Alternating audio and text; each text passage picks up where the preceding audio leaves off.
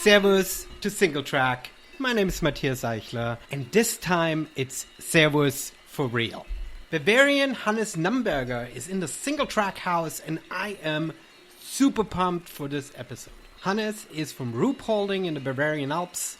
That's sort of halfway between München and Salzburg and in the foothills of the Alps. So the perfect place to be a mountain runner. After an injury, he cut his professional ski slalom career short. He pivoted to trail running and is now crushing the world elite and a force to be reckoned with. From Lavaredo to Madeira to the Holy Grail that is UTMB. And yes, after last year's 6th place finish there, he's fully arrived on the world stage. Super excited to be able to sit down with him and talk about so much more than just his racing. And I hope, dear listener, you will enjoy the perspective into Hannes beyond the pro athlete. Of course, for me, this conversation would have been much more fun in German, but I'm nice to you, dear listeners, and so we spoke in English. So, without any further ado, here is Hannes. Okay, we have to immediately start off with this question. Hannes is on the line from Ruhpolding in between Salzburg and München in faraway Germany. Hannes, thanks for being on the show.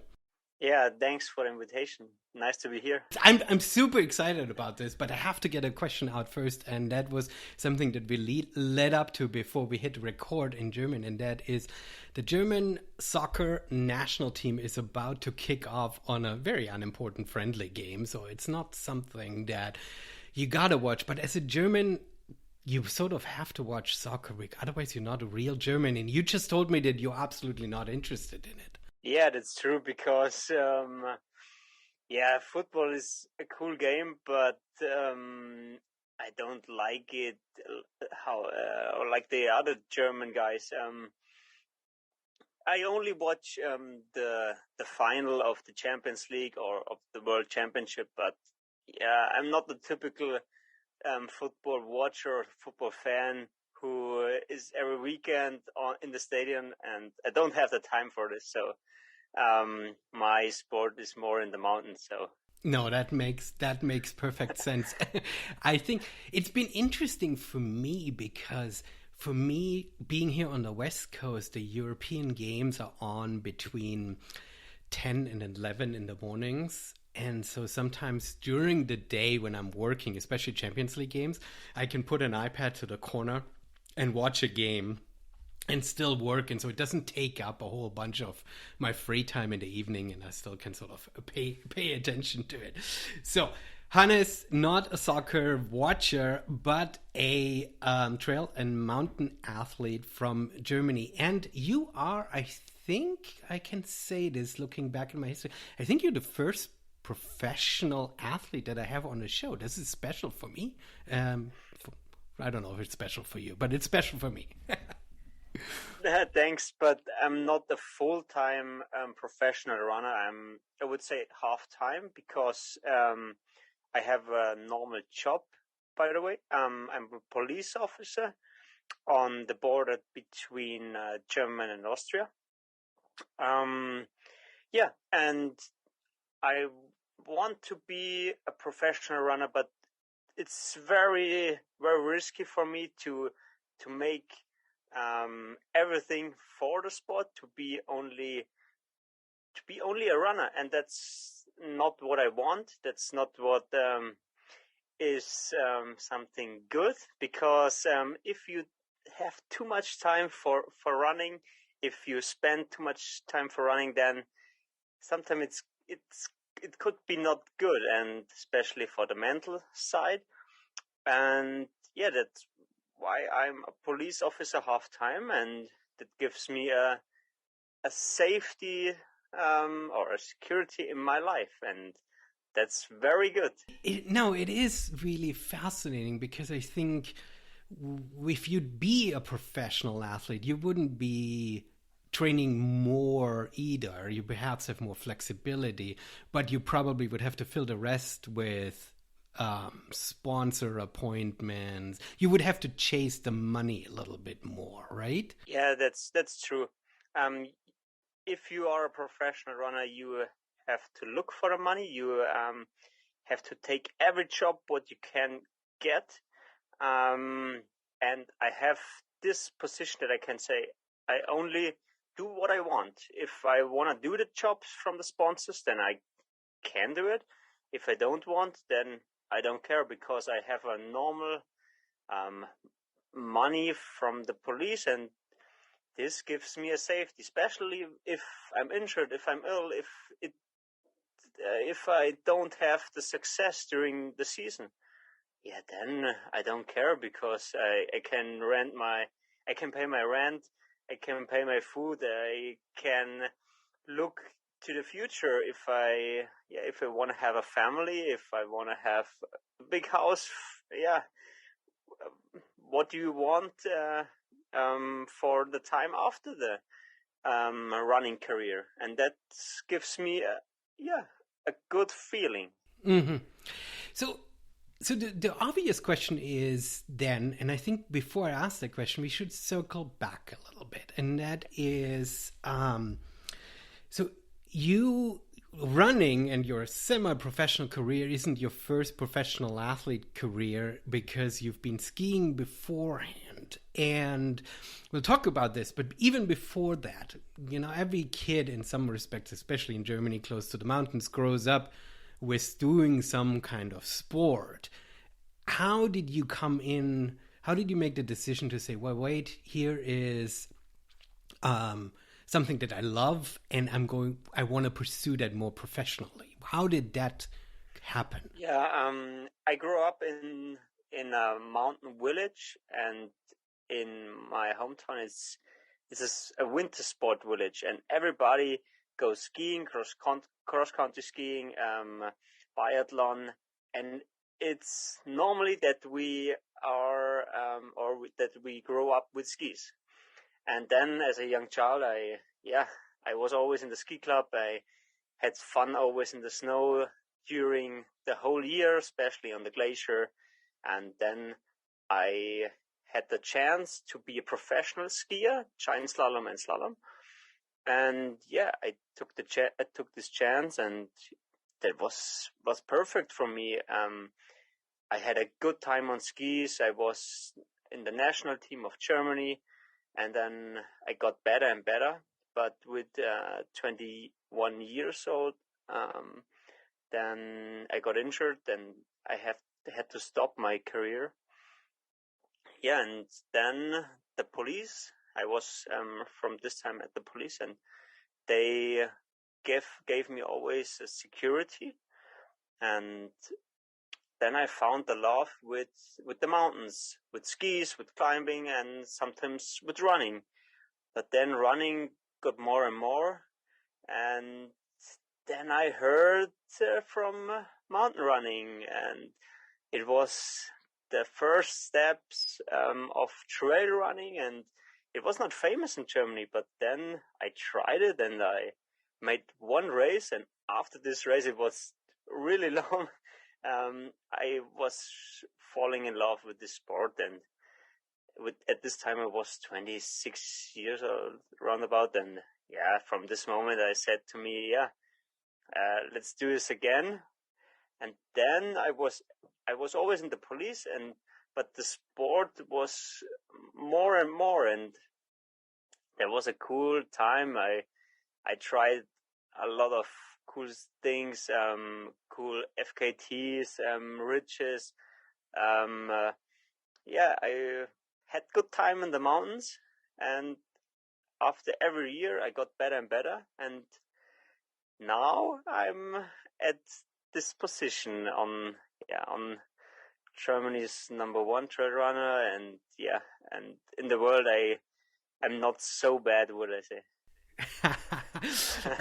No, you're not bad at all. I think if you come in top 10 at UTMB, then I think you have arrived, right? Especially when it comes to comparing it to American athletes, because they really struggle at UTMB. But maybe I struggle in Western States. I know, right? I think the heat is usually what gets European runners coming to Western States. Let's pull back a little bit. So if you are a policeman How is the police supporting you? Like, the extensive travel and training and focus.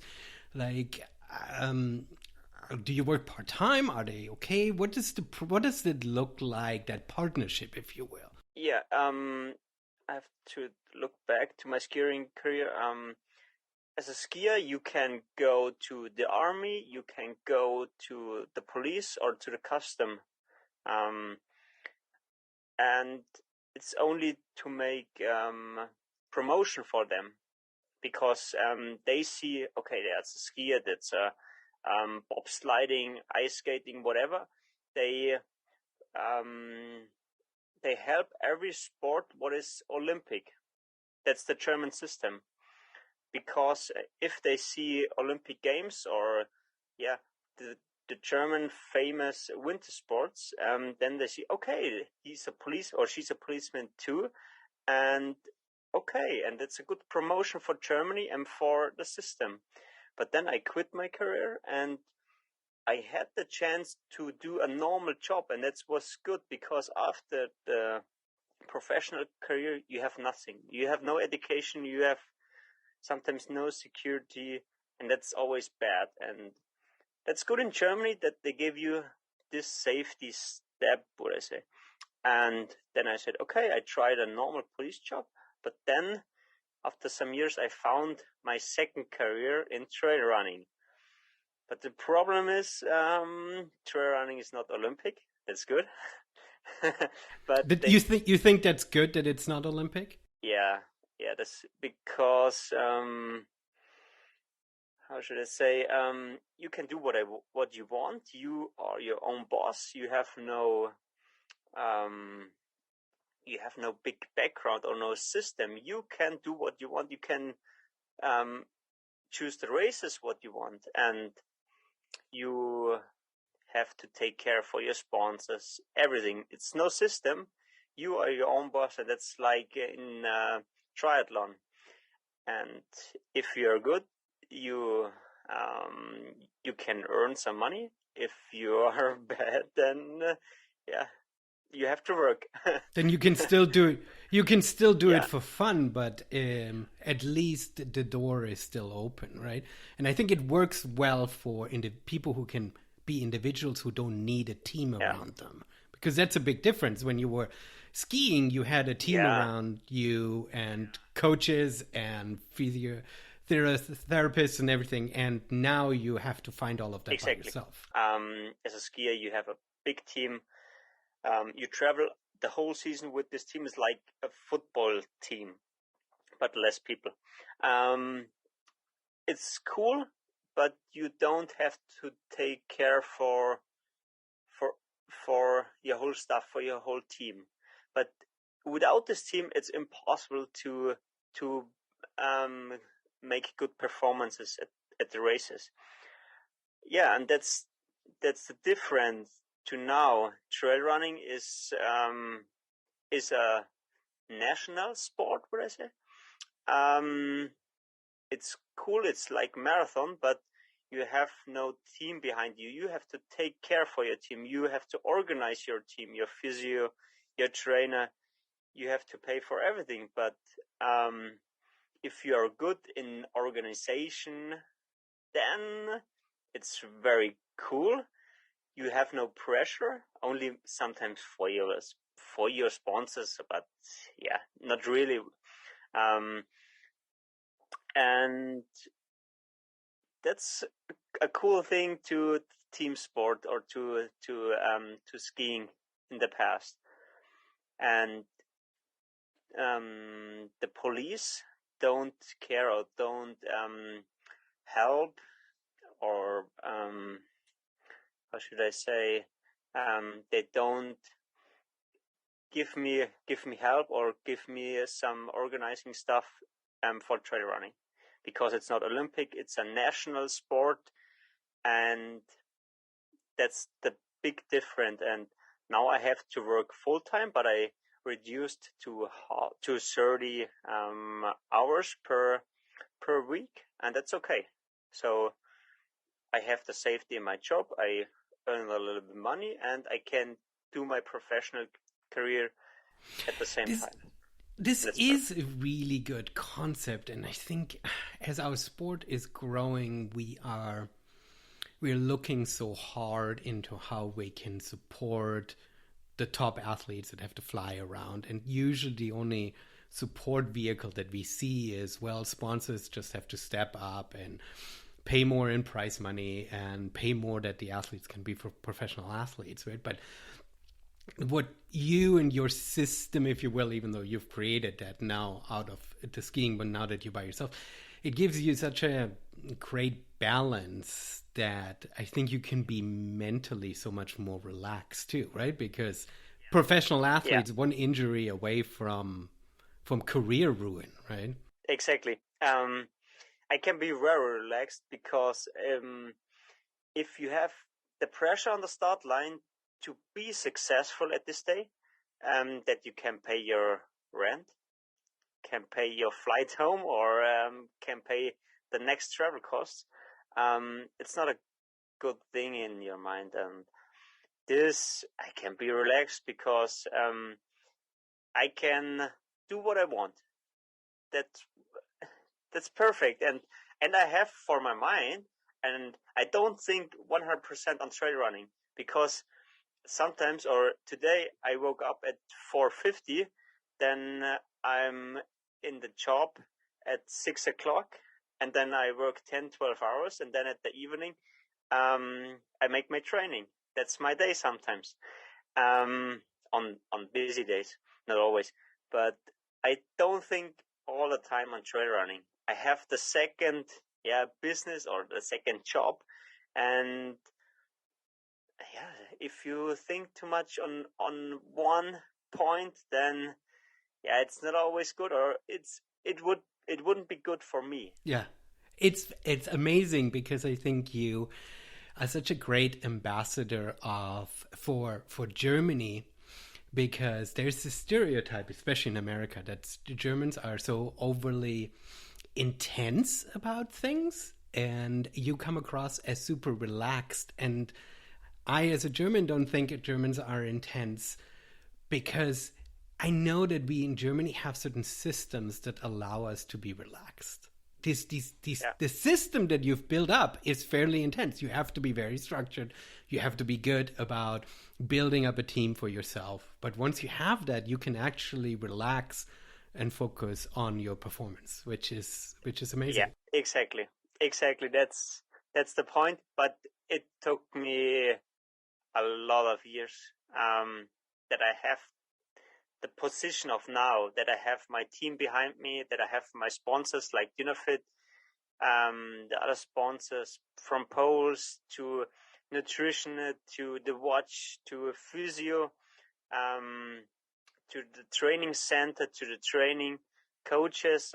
It took a lot of years, but now I have a good position. I had some successful races, and this gives me the security too, that I can be relaxed for my next goals in the future. And you live in an area where sort of the sports centers and the coaches are already exist, and you come from an experience of professional skiing, so you knew what you needed in order to create the team around you, right? Yeah, exactly. That's it. The team around me makes me successful, but it took a long time, and I'm my own boss, and that's a cool thing. I have no pressure because it's always fun. That's amazing. If you say team, if you are on big races, do you have a team that goes with you to and shows up at the key aid stations? Yes, I don't like to have a big team. I want to be always for my own, but I want to be always with my girlfriend, because she's the best supporter ever. She knows everything. She knows how to prepare my nutrition, how much gels I have to take with me, about the mandatory equipment, backpack, shoes. She knows everything.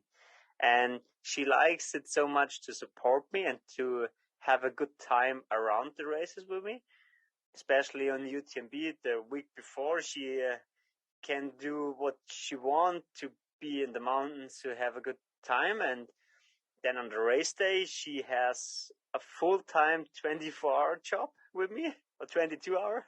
And afterwards, we have a good time in my recovery zone. So the 10 days after, we go only cycling, we go only easy hiking, and that's perfect for us. So she's the biggest point in my team. But then I have a manager from Dynafit, and if it's possible for him, then he goes with me to drive my girlfriend, because if you are or if she is 22 hours on foot, so, and she has to be very concentrated, it could be perfect that she has a driver for the long drive, for the loop. And sometimes my father is with me. She can go everywhere with the e-bike and gives me the times, the distance between the first, second, third runner to me. So I'm well prepared, and that's all what I need. That's amazing. That sounds like a family affair. Is your girlfriend somebody who runs or is an athlete herself, so she understands what you're going through, or have you given her clear instructions? Because there is this moment when you come to an aid station and you might feel like quitting, but where the support person shouldn't ask how you're doing. She has the perfect feeling for me, because she knows everything about me. If she see me and I'm totally empty, then she can motivate me, and that's perfect. She don't gives me the pressure. Sometimes if I go in the aid station, I said, I have pain in my hips and my knee. Then she says, hey, shut up. Let's go. Some people cannot run, so it's only pain. Let's go. And then she has the perfect balance for what she has to say, and she see me. Okay, she gives me always the right. Fantastic. It's good, because I don't think every relationship is built that way that it could handle that, right? You need to have clear instructions beforehand. Okay, this is how you should treat me in a situation like that. Yeah. That's perfect. Really. That's amazing. And she's very fast. That's always good. I don't have to say I need more from this. She knows everything. She has the perfect race plan. I made it with her before the race, and then the flask in the backpack. She changed this my material, my gear if something is broken. So yeah. She's perfectly dialed in. It's like a pit stop. Pit stop, yeah, that's right? Very quick. Yeah, always, yeah. Really that's good. Fantastic. Talk a little bit about what kind of nutrition you're taking on big races. Because for me, as somebody who, don't have sponsors necessarily, we're always struggling with finding the right kind of nutrition and finding what works. So it's interesting to hear from somebody like you who is so dialed in, because you had to figure it out. Even if you would have a sponsor and get free food or nutrition, if it doesn't work for your body, then it doesn't work, right? So what kind of stuff do you take on these big long races that works for you? The nutrition starts always 1 week before the race, so it's not only on the race day, because 1 week before the race I train a little bit my stomach, not with the nutrition during the race, but with some basic food. Not too much sweet things, not too much salty things, basic food, soup, potatoes, no meat, a lot of pasta, rice, potatoes, sweet potatoes, and a lot of vegetable. Then for the race day, I am sponsored with Powerbar. I'm very happy with them because they have everything. Nutrition before, during, and after the race, and that's very cool. And I work a lot of with the calculation of carbs. So you need between 70 and 100 gram carbs per hour, and you have to put this grams of carb in your body. You can drink, you can use gels, you can use bars, and I train my stomach, my whole body with this at the trainings, and then it works for me at the races. And it could be that I have to eat 20 gels for an ultra and 10 liter, 15 liter of ISO. So you need your carbs and you have to put it inside. That's all. That's the game. If you say, I don't like it, it doesn't work. You want to give 100% performance, and for this you need the petrol in your body. So that's the nutrition. No, I think this is one big difference from a professional runner to an amateur runner, right? I think an amateur runner might buy themselves good gear, and obviously that puts the miles in because that shows up on Strava, so we know what we need to do. But I think the nutrition is something that we don't put the same amount of effort in trying to fine-tune our body. Yeah, nutrition is the key. But not only for racing, it's the time before and after the race or after the training, because some people think too much that they should not eat too much. I say I eat what I can find in my kitchen. Yeah, because I train so much, my body's always on the limit. And if I say, okay, not too much from this, then it's for me not the correct way, because if you're empty on carbs, especially on race day, then it's game over. Then it's a DNF, and I say always, I have to close my head and I have to put the nutrition inside. That's my strategy for the races, and this helps me at every race what I did in the past. No, I think that's such a good perspective and reminder to focus on that. I love this. All right, let's change the subject a little bit. And I really want to talk about the Watzmann-Runde because it's such an iconic trail that you've run, and you have the unsupported FKT on this. And I've heard you talk a little bit about it, but I think I would love to go a little bit broader and hear from you a little bit, especially to our audience who has no idea about the Watzmann and the area, how important that trail is.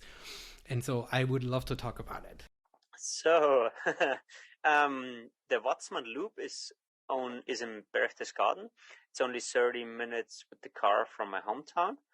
And on one day, 2020, on Sunday, I said, okay, so races are cancelled. Yeah, okay, next Tuesday, I try the loop. And the loop is really perfect. You have a 2,000 meter ascent of climb.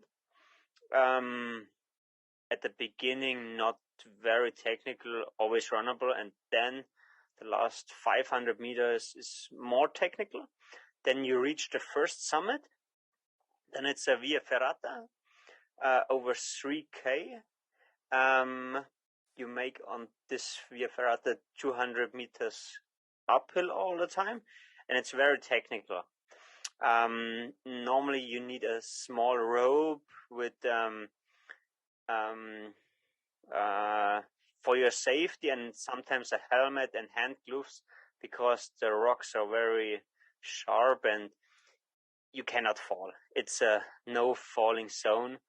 Normally the people need for the Via Ferrata, so 2 or 3 hours if they are fast. And I made this part from the first over the second to the third peak in 27 minutes roundabout. And then on the third peak, you have only a descent of 1,500 meter, very technical, sometimes covered with snow, sometimes you have to climb down. But then if you're on the bottom, you have a 10k runnable way to the start point, and on this 10k you lose again 500 meters, so they are very fast, but not so easy to run, because sometimes it's sand, sometimes loose rocks. But it's a perfect loop to find the perfect sky runner, not trail runner, because it's very technical, but for this loop you need good skills. And what's the total distance of the loop? 23k with 2,300 meters uphill. And the record was 3 hours and I don't know, 10 minutes. Okay, 10 minutes. 3 hours, 10 minutes. And then I said, okay, let's try it on Tuesday. The weather was really bad because it's a very famous loop and the people need for this 2 days. And if you have traffic on the Via Ferrata, then the race is gone. Then it was not a warm day. It was really cold. And then I said, okay, I need a photographer for on the second peak to make that it's official. I had only the watch.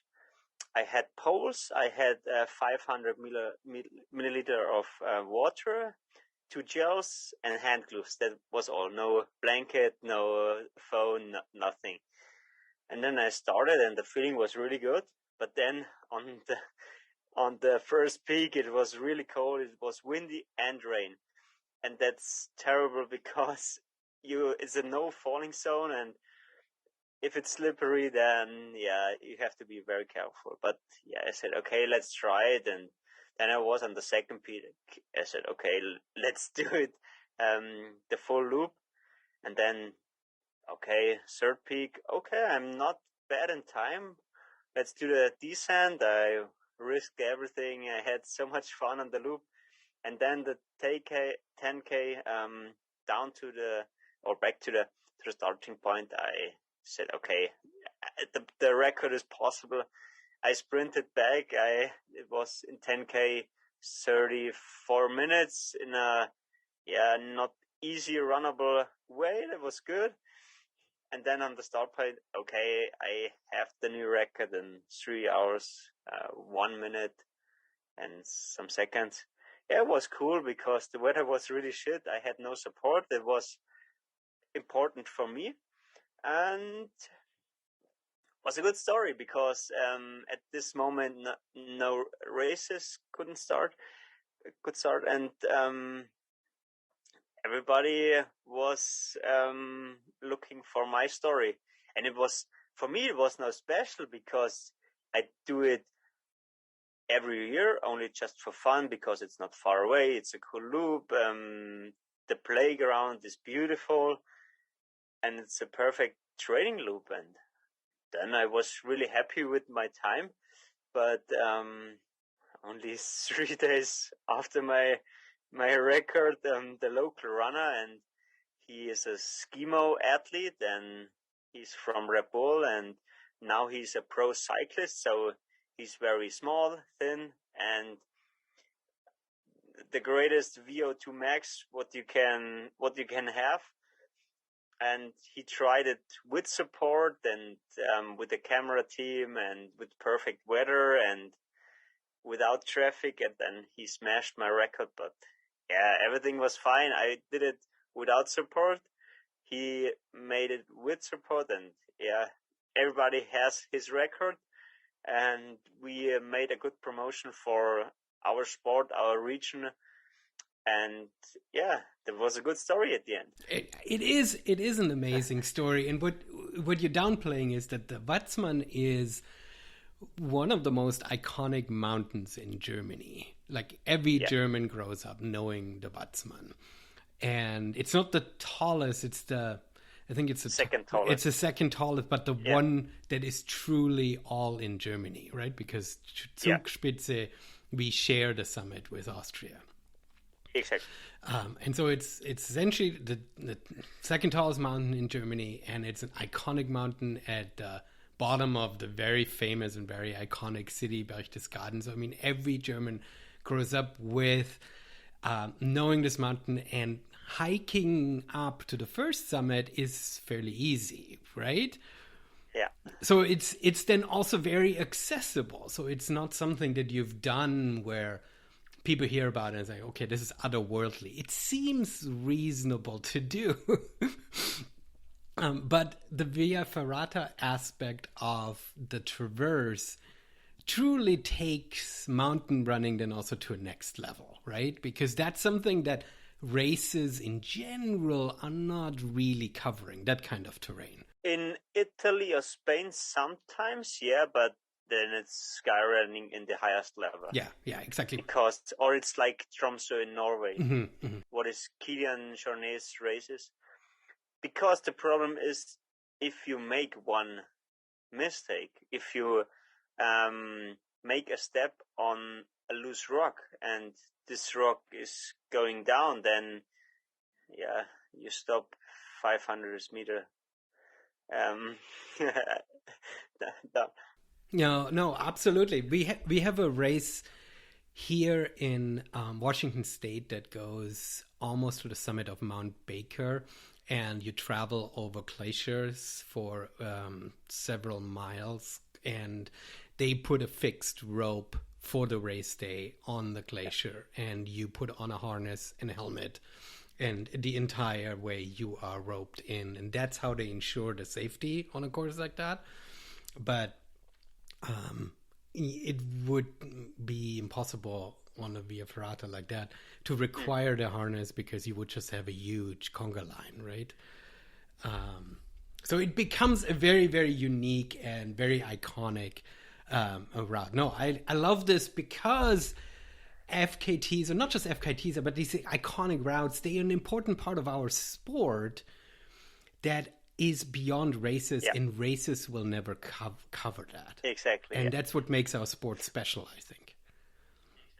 Right? That you, on one side, you can look at your race calendar and you can say, okay, I'm going to go for what we in America call bucket list races, right? You do those big races. And what's another very unique thing that we have is that you as a professional have the big goal to run UTMB, but I as an amateur still have the ability to run UTMB too, right?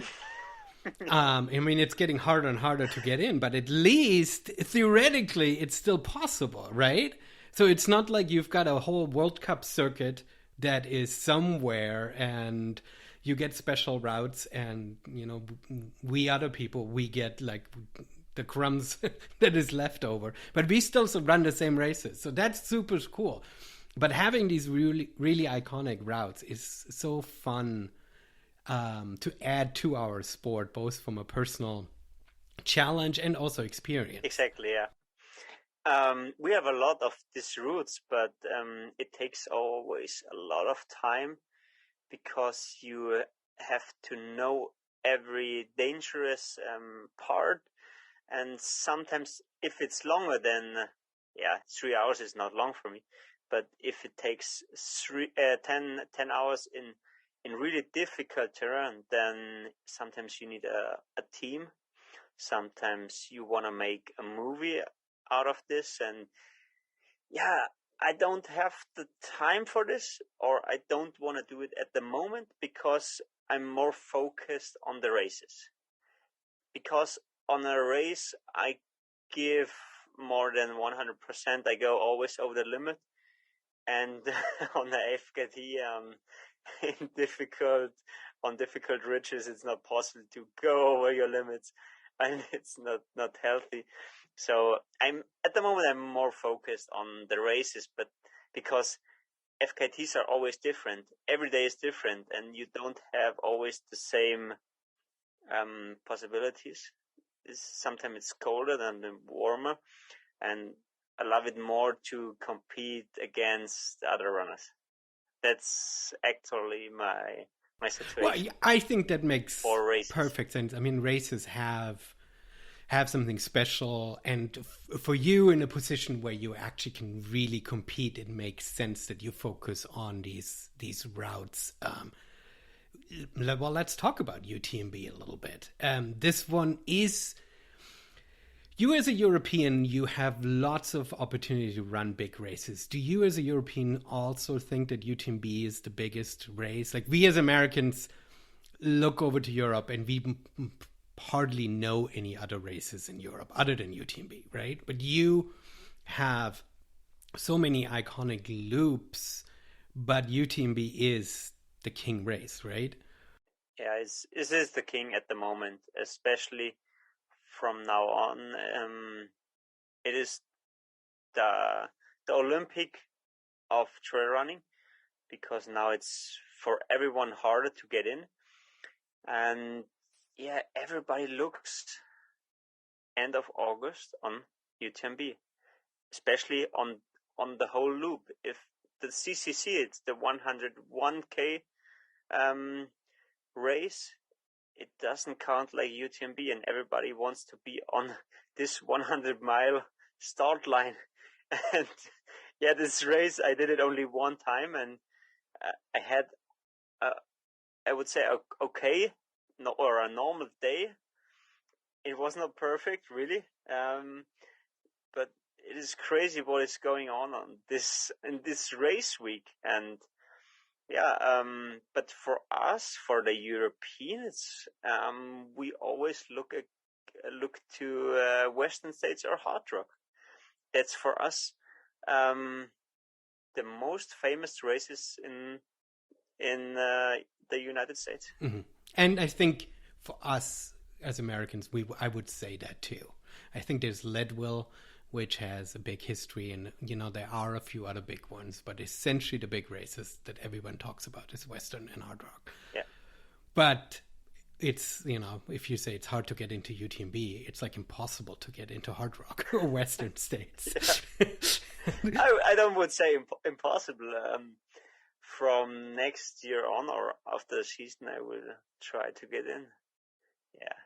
Yeah, it's because the Germans, or the German speaking area.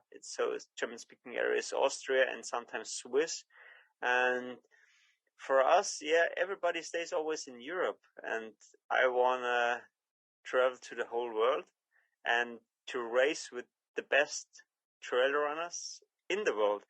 And Western States is so different to the races here in Europe, because it's so much more runnable than our races, and the heat could be a problem. But if you train for this, I don't say it's not possible to make a good result after this. No, for sure. I mean, Europeans have been successful at Western States, very opposite of American men having been successful at UTMB.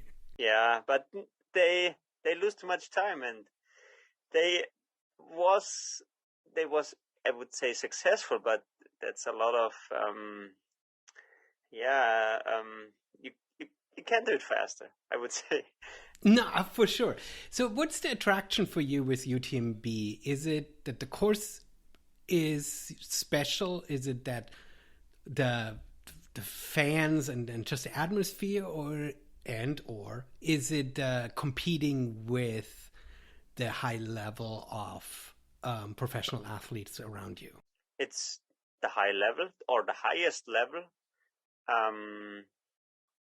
of the whole starting field, because you find 100 really well prepared runners in the first row, also female runner.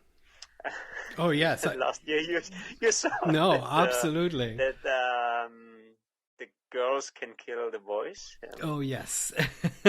I had a good fight or a good battle with one of them, yeah, and it's the famous the atmosphere. You start in Chamonix in the village in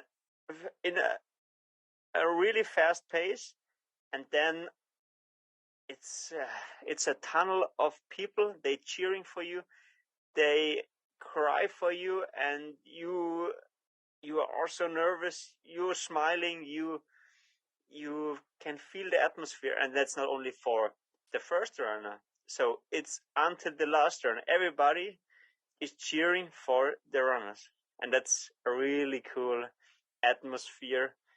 And on the whole loop, you find people, not always in the night, but on the day, everybody is cheering for you, and everybody's friendly. It's really cool. And what I really liked is I finished on Saturday afternoon, and on Sunday afternoon is the prize giving, and it's the how should I say, if the race is closing. Yeah, the last few hours of the race, the cutoff, yeah. At the cutoff, exactly. And before the cutoff, everybody is waiting for the last runners. And that's a cool feeling, because the elite group of they are waiting for the prize giving, and at the same time it's the cutoff time, and everybody's waiting for the last runners, and they run for 48 hours roundabout, and they are totally destroyed. They have pain in the whole body, and everybody is cheering for these guys, and that's an amazing feeling. I saw it, and I said, that's so crazy. That's, for me, it's more impressive to see this, that you can have pain or run for 48 hours, and that's such a big story what they have to tell, and I like it. That's what I always tell myself as a slow runner, that I'm like, look, I'm spending so many more hours out there. My job is harder. Exactly, yeah.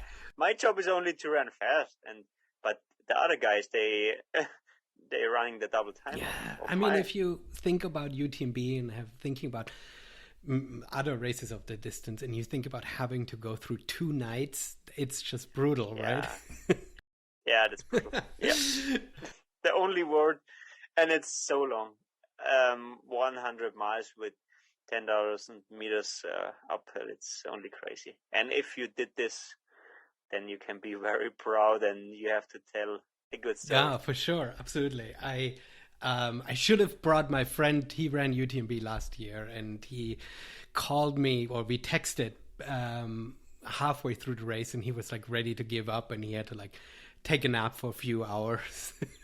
But he made it through the finish, so perfect. Yeah, exactly. Yeah, pain can go away, but the success stays forever.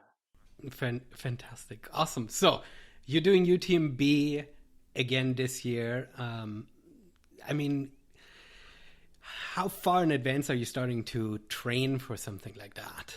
I would say I trained a whole year for my 3 big goals. I don't train only for UTMB. It's a big progress what I do this year. I start in 3.5 weeks in Spain with the Peñagolosa. It's a big race in Spain. It's 100k, 110k, very runnable. Then I go in June to Austria for the Mozart 100. It's a by UTMB race, and everybody knows you have to collect the stones for 2023, and then I should well prepared for UTMB. But UTMB, I would say you cannot do too much mistakes. That's all. If your shape is good, how should I say? Last year my shape wasn't good because I was ill before and I did too much races in the season and my battery was not full recharged. But at the end, I made a lot of good decisions and I fight it against me and then I reached the finish line. And if I do the same strategy for this year, then maybe I'm a little bit faster. If I be healthy the months before and my battery is a little bit more and the shape is a little bit better, then yeah, maybe I do it under 22 hours. And yeah. Nice. No, it is difficult, right? Because it is an endurance sport, trail running, and therefore you can't do too many races. You actually have to be very strategic about how you're planning this. And the races give you experience, so it's important to do some races. You need to know how you're functioning with a bib on versus just a normal trailing run, but you just can't do too many, and I think that's a big challenge too. Exactly, yeah. Last year I made every month one race, and it was too much. I made before the UTMB, 1 month before the UTMB, I made a 58K training race, but at the end I was always in the threshold, and then I was empty, and that was a mistake. And so for this season, I said, okay, my last race is in the middle of June, and then I have 2.5 months to train, to recover, and to prepare my mind for the UTMB.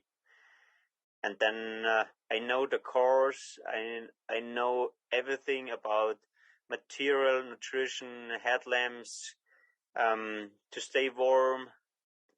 Yeah, what you have to need. And if I don't make too much mistakes, then nice. Yeah, it could be a good day.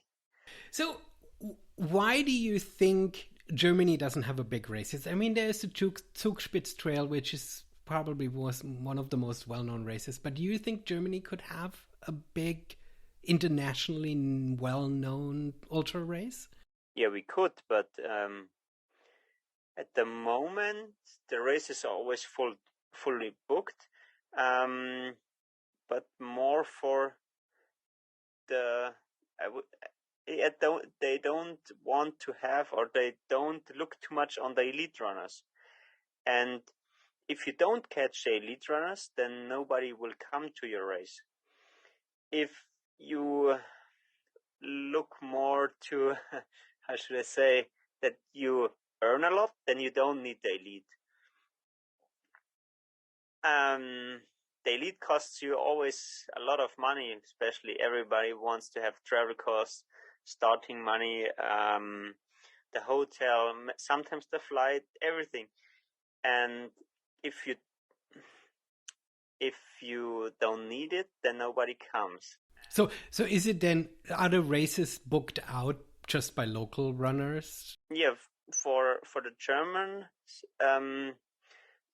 runners, the Zugspitz is the biggest race in Germany.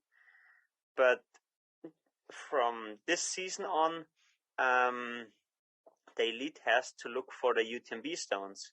And if the races are not part of this UTMB game, then nobody, yeah, it's not cool that I say this, but nobody cares about this. You have to be Western States or a very famous race, or you have to be part in this UTMB game, and then the elite runners will come. And I would say it's a business for me, because I have to make UTMB races or very famous races. Because everybody, especially the sponsors and the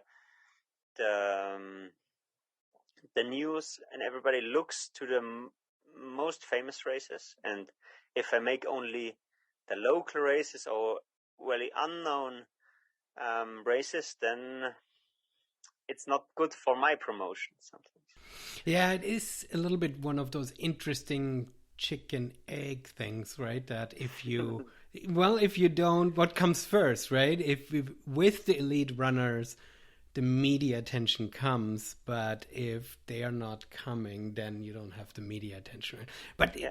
Germany would be suited well, especially if you think of the Mittelgebirge, the areas that don't have a lot of snow. You could have a big 100K in February or March, which would be a good tune-up race, and it would allow people to not have to travel all the way to Spain or something, right?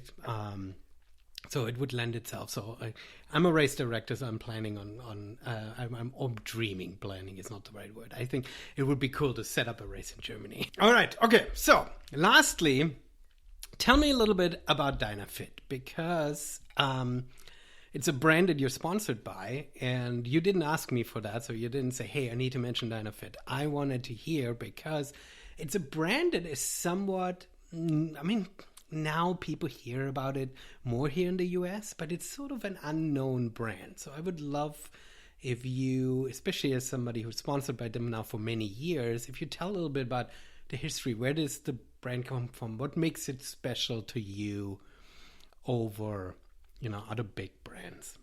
Dynafit is famous for skis at first, for skis, bindings, and boots. So they had the first pin binding for ski touring, and then they grow up with skimo athletes. Then every ski mountaineering athlete use gear from Dynafit: binding, skins, boots, backpacks, or the clothes. And then they started more and more on trail running, and trail running got more and more famous. And yeah, then they started to search for some athletes, and on 2018 I signed in at Dynafit. And at the first they had not so much trail running stuff, but at the moment I would say they have really, really good things. Especially for the next 2 years, they will build and will have some really cool mountain gear stuff for trail running. For I would say they have stuff from athletes for athletes. And the cool thing is I can help them with my ideas to produce and to build stuff what helps me. And then if it works for everybody, then they will sell it. And that's perfect for everybody, because that's not for the casual things, or for running stuff, or for road running. It's only for mountain running, and that's perfect. So they build things what you need to be fast in the mountains: light, fast, highest quality, and that's cool. So they are owned and part of the Saleva Oberalp group, right? So they are part of that group, which is based in Austria. Well, Saleva is Italy, right? It's Süd Tirol, exactly. Super cool. So, do you have then a special shoe that is the Hannes shoe, or do you just give input and take one that they're doing? At the moment, I have a little bit Hannes shoe. It's I try the new stuff, and if it works for trail running, and if I don't can damage the shoe, then it's perfect for everybody. If on Madeira last year, I won the 115K race, and then on this race I tried a new shoe, and after this race, I was happy with them, and then we said, okay, we have to produce this model, and that's cool. I tried in the races, in the training, and if it works, then they put these things out of the shoe and try to produce it. And in the next 1, 2, 3 years, they will bring my ideas and the ideas from other runners into a new model, and it's really cool to have it. It's awesome to be able to have that level of influence, right? I mean, so you're not just finding something that works well for you, but you know that if you can test something out, that other people can benefit from it too. Yeah, it's tested by athletes and it's for everybody. That's the slogan, and or from athletes for athletes, and only for mountain running, for the highest performance in the mountains. So if you wanted to go road running, you'd have to find a different shoe. Yeah, on roads I use a different one because the Dynafit says we go only on trails or on trails on mountains on difficult one, and if I train on treadmill or on the road, then I use a normal flat shoe. Fantastic. All right, so people should check out Dynafit. Hannes, thank you so much for being on the show. Before you go, tell our audience how they can reach out to you, follow you along, and where they can find you. My trainings you can find on Strava. My name is Hannes Namberger, so normal, no special name, and Instagram and Facebook. And I'm not a full-time influencer. I spend more time outside. I say always first performance, then recovery, and then if I have time, social media. Okay, cool. That is amazing. Do you want to mention any other sponsors or any other links to share? Everything fine. No, for the sponsors, only make promotion for myself, for the German trail runners, and for the sport trail running. That's perfect. That's enough. That's amazing. Hannes, thank you so much for coming on the show and giving my American audience, which very much knows that I constantly share German recipes and other things, that there is a connection there, and I think it was an awesome insight. Thank you too. Thank you so much for being on the show.